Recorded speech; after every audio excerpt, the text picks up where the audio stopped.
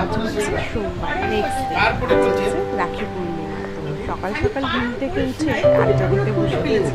আর মা রাখি পূর্ণিমা তাই সকাল সকাল স্নান সেরে পুজোটাও করে ফেলছে।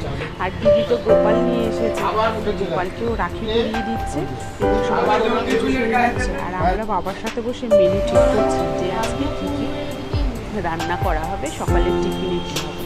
কাকিও ঘুম থেকে উঠে পড়েছে, বসে আছে। তো দেখো টিফিনে আমাদের আজকে হচ্ছে লুচি আর সাদা আলুর তরকারি আর হচ্ছে মিষ্টি।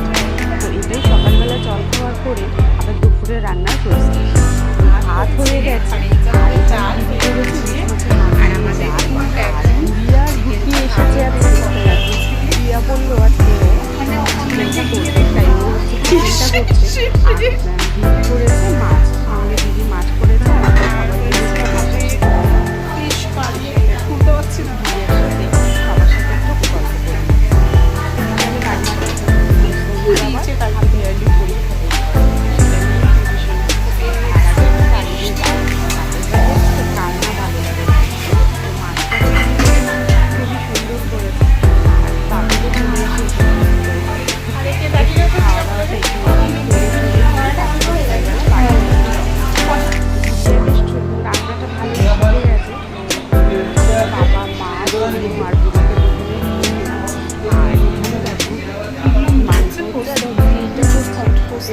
পড়া এই হচ্ছে পোস্তের পড়া। পোস্তের পড়ার রেসিপিটা আমরা তোমাকে নেক্সট দিন তোমাদেরকে দিয়ে দেবো। আর এখানে দেখো বাকি সবাই মিলে একটু গল্প হচ্ছে। কাকির শরীরটা একটু খারাপ, তাই জন্য কাকি একটু রেস্ট নিচ্ছে। আর তারপরের ব্যাচটা পরের এখানে দেখো সবাই মিলে আমরা ঘুমাচ্ছি। তোমরা অন্ধকারে কি কিছু বুঝতে পারছো?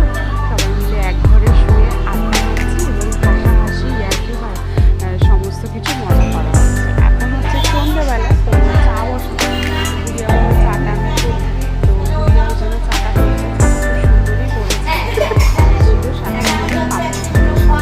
বাবা দেখলাম অনেকটা করে নিচে, তো আজকে তাই তারপরে মা যেদিন যেদিন ধরো থাকতোই না, রান্না করতেই হতো, সেদিন কাকে দেখো। চলো চা টা খেয়ে আমরা বাড়ির দিকে রওনা দিই। আর একটু গল্প যেটুকু বাকি আছে সেইটুকু সন্ধ্যাবেলা সেরে দেখা হবে নেক্সট ব্লগে। আর এই হচ্ছে দেখো ঠাকুরকে নমস্কার করে দিদির গোপালকে সাথে নিয়ে আর বাবাও যাচ্ছি। কাকিকে বললাম ভালো থাকো, কাকির শরীরটাও ভালো না, তো তাই জন্য কাকিকে বললাম ভালো থেকো। আর মাকে টাটা করে চলো বাড়ির পথে যাই। যদি ভিডিওটা ভালো লাগে একটা লাইক